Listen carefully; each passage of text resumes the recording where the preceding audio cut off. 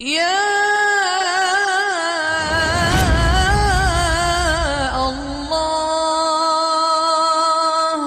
والی معاشرت لاؤ، ماں باپ کے پاؤں دھو کے پیو۔ ماں باپ تمہاری جنت ہیں، ماں باپ تمہاری جہنم ہیں۔ ماں باپ کو ٹیڑھی نظر سے دیکھا تو جہنم، اچھی نظر سے دیکھا تو جنت۔ کیا کمال ہے، قربان جائیں۔ میرے نبی نے کہا جب بیٹا ماں باپ کو محبت سے دیکھتا ہے، ماں کو دیکھے یا باپ کو دیکھے، تو اس کے لیے ایک حج کا ثواب لکھا جاتا ہے۔ اور ماں باپ جب اولاد کو ان کی خدمت کی وجہ سے محبت سے دیکھتے ہیں تو بیٹے کو غلام آزاد کرنے کا ثواب لکھا جاتا ہے۔ اللہ کے نبی نے فرمایا، بھائی بولو، اللہ کے راستے میں خرچ کرنے سے بھی زیادہ افضل خرچ کون سا ہے؟ اللہ کی راہ میں 1 روپیہ خرچ کرو، 7 لاکھ کا ثواب ملتا ہے۔ تو آپ نے فرمایا اللہ کی راہ میں خرچ کرنے سے بھی زیادہ افضل کون سا خرچہ ہے؟ تو صحابہ نے کہا جی اللہ کو پتا، آپ کو پتا۔ تو آپ نے فرمایا بیٹے کا ماں باپ پہ خرچ کرنا اللہ کی راہ میں خرچ کرنے سے زیادہ افضل ہے۔ اب میرے تو مر گئے، تمہارے زندہ ہیں تو کچھ کر لو، مر گئے تو پھر ہاتھ ہی ملتے رہ جاؤ گے۔ پر وہ بھی اب کسی کو توفیق نہیں ہوتی کہ کوئی افسوس اور غم ہو کہ کتنی بڑی دولت سے میں محروم ہو گیا۔ آپ جنت میں تشریف لے گئے تو قرآن کی تلاوت سنی۔ آپ نے کہا یہ کون تلاوت کر رہا ہے؟ کہا جی نعمان بن حارثہ۔ نعمان بن حارثہ تو مدینے میں بیٹھا ہوا ہے اور اس کی تلاوت جنت میں کیسے جا رہی ہے؟ کہا جی ماں کا فرما بردار ہے، اس کی وجہ سے اس کی تلاوت جنت میں بھی آتی ہے۔ کہ تم نے اتنے لاؤڈ سپیکر لگائے ہوئے ہیں پھر بھی لوگوں کو پوری طرح باہر والوں کو سنائی نہیں دیتا ہوگا، اور نعمان اپنے گھر میں بیٹھ کے تلاوت کرتا اور آواز جنت تک جاتی ہے۔ کیا چیز لے گئی؟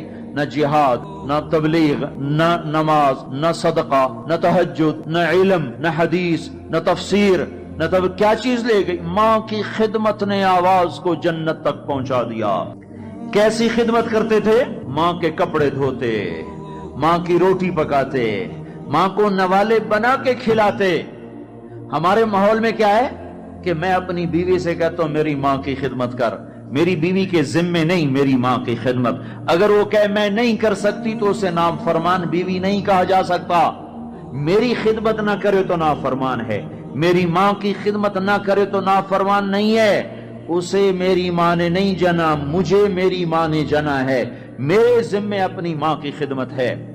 تو نعمان بن حارثہ کپڑے دھوتے، روٹی پکاتے، سالن پکاتے، نوالے بنا کے کھلاتے، تیل لگاتے، کنگھی کرتے، جوئیں نکالتے، اور ماں کوئی حکم سناتی اور سمجھ میں نہ آتا تو دوبارہ نہیں پوچھتے تھے اماں کیا کہا، باہر نکل کے خادمہ کو بلاتے، کہتے میری ماں نے کیا کہا تھا تو بتا، مجھے سمجھ میں نہیں آیا۔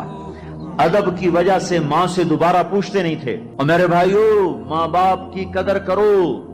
موسیٰ علیہ السلام نے پوچھا یا اللہ میرا جنت کا ساتھی کون ہے؟ اللہ تعالیٰ نے کہا فلاں قصائی۔ موسیٰ اور قصائی میں کیا جوڑ ہے؟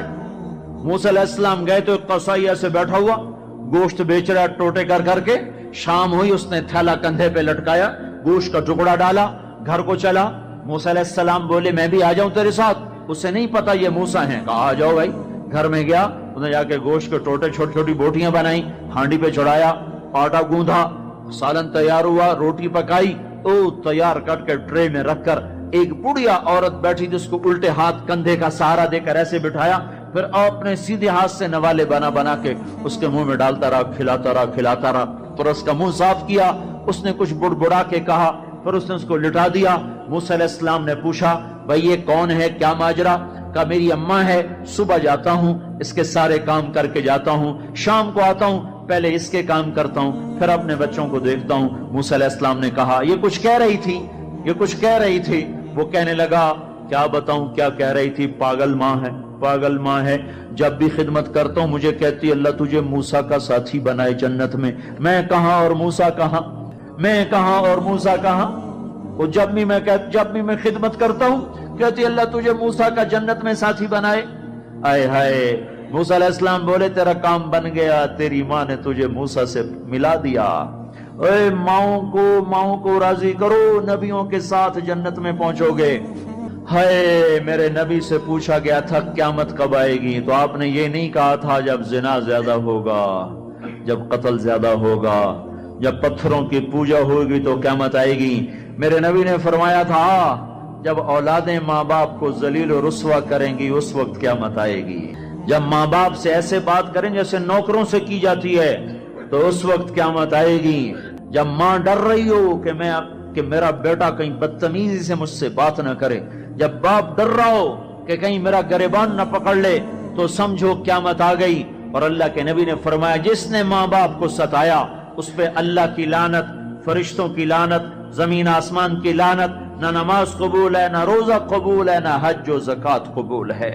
ہائے ہائے، میں ایک شہر میں گیا، ایک نوجوان میرے پاس آیا کہ میرے باپ نے میرے اوپر زیادتی کی ہے، میری سناؤ. سنتے سنتے پتہ چلا کہ اس نے اپنے باپ کے خلاف عدالت میں کیس کیے ہوئے ہیں.